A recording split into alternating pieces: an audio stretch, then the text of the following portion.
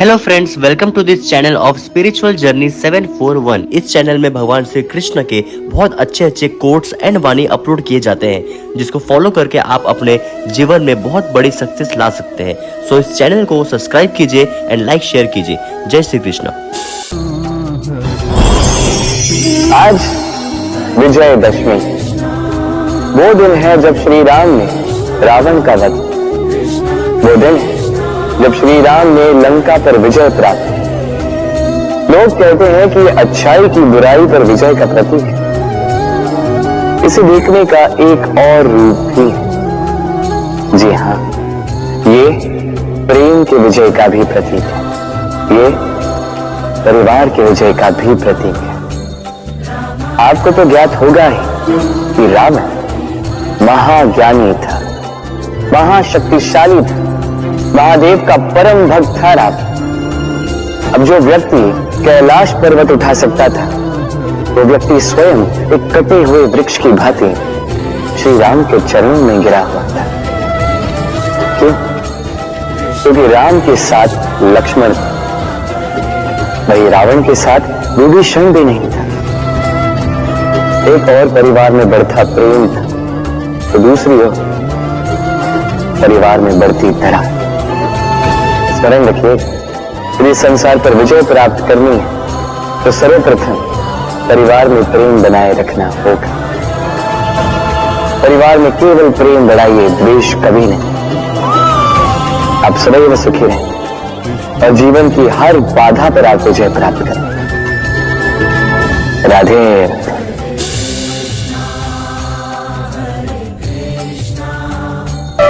राधे। संसार कई बार विनम्रता को झुकना समझ लेता है।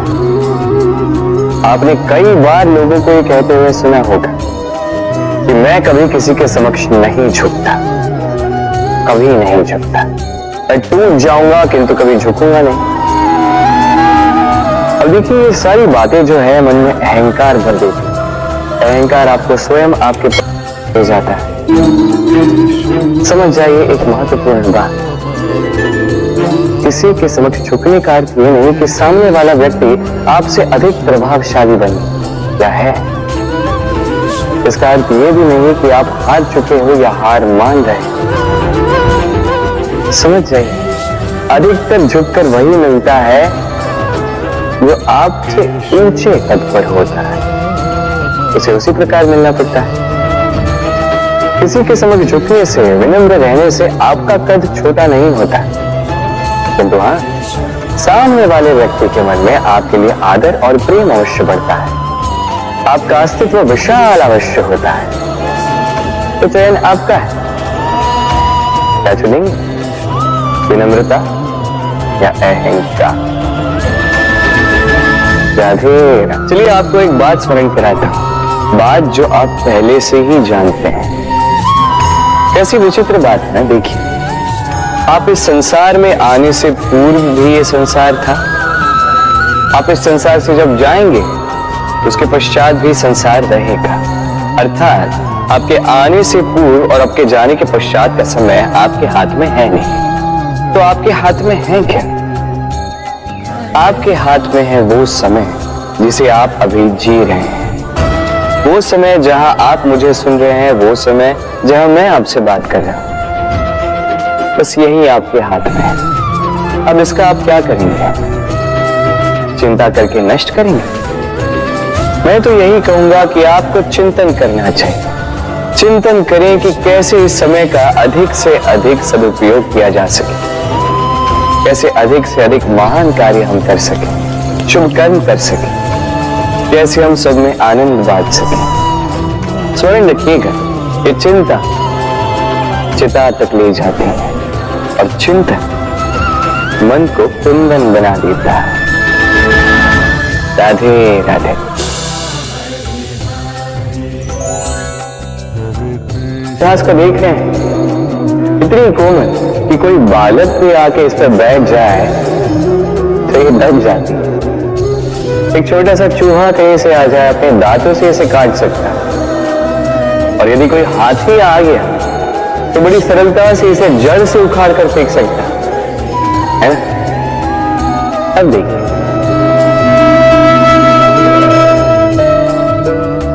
मैंने इसी घास को गूंथ कर एक रस्सी बनाई और अब वही कोमल घास एक शक्तिशाली बंधन में परिवर्तित हो चुका है।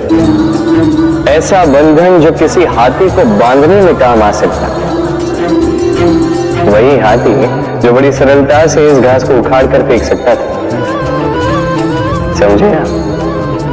इसी रस्सी की भांति यदि एक साथ रहोगे, एक दूसरे की सहायता करोगे, साथ निभाओगे, तो कितनी भी बड़ी समस्या क्यों न, उसका हल बड़ी सरलता से आप निकाल पाओ।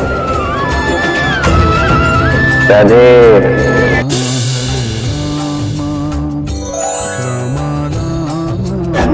जब भी हम किसी वृक्ष को देखते हैं, सर्वप्रथम हमारी दृष्टि पड़ती है उसके पुष्पों पर, हरे भरे पत्तों पर, रसीले फलों पर। किंतु वो कठोर, वो निस्वार्थ जश, उससे तो हम कभी आकर्षित होते ही नहीं। अब क्या इसका अर्थ ये है कि जिसने बलिदान दिया, जो उस वृक्ष की नींव है, जिसने उस वृक्ष को बढ़ाया, उसका कोई मोल ही नहीं। स्मरण रखिएगा, जब भी हम किसी वृक्ष को जल देते हैं, उसके पत्तों, पुष्पों या फलों को नहीं, उसकी जड़ को देते हैं। जब भी हम किसी वृक्ष की पूजा करते हैं, यही पुष्प, यही तिलक हम उसकी जड़ को अर्पित करते हैं। अर्थात कहीं न कहीं अनजाने में ये प्रकृति आपको वो मान दे ही देती है जिसके आप पात्र हैं। और इसीलिए तो मैं कहता, तो कर्म किए जा, तू फल की चिंता ना कर, तुझे वो मान अवश्य मिलेगा जिसका तू पात्र है, बस विश्वास कर। राधे राधे।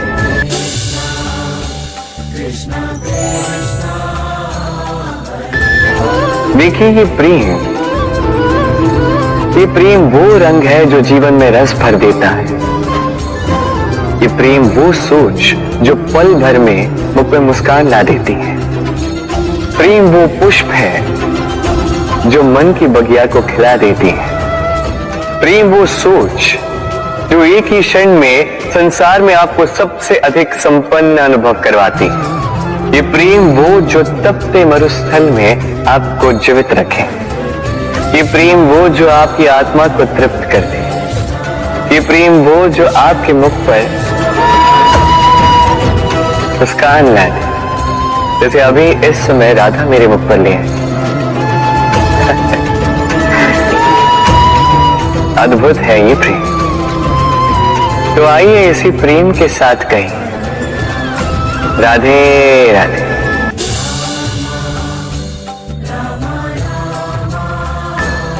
इस तालाब को देख रहे हैं आप? बच्चे, बूढ़े, युवक, किसी से भी मैं पूछ लूं कि ये क्या है, तो सबका उत्तर एक ही होगा। उत्तर तब बदलेगा जब प्रश्न ये होगा कि आप इस तालाब के साथ क्या करना चाहें। कोई कहेगा कि मैं यूं ही किनारे पर बैठ के इस जल को स्पर्श करके शीतल वायु का आनंद लेना चाहूंगा। कोई कहेगा मैं इस तालाब में तैरना चाहूंगा। कोई कहेगा मैं एक कागज की नाव बना के इसमें छोड़ना चाहूंगा। कोई कहेगा मैं मछली पकड़कर जीवन यापन करना चाहूंगा। आदि इत्यादि। आपको एक बात बता दूं कि हमारा जीवन भी इसी तालाब की भांति एक समान, किंतु हमें इसके साथ क्या करना है, ये निर्णय हमारा है। इस तालाब में आपको मोती भी मिलेंगे, कीचड़ भी मिलेगा। यदि आप मोती पाना चाहते हैं तो आपको उस गहराई तक जाना होगा, उतने प्रयास आपको करने होंगे, तब जाके आप मोती पाओगे। अन्यथा केवल कीचड़ हाथ लगे। किंतु जो मैं सदैव कहता, निर्णय आपका है। राधे राधे।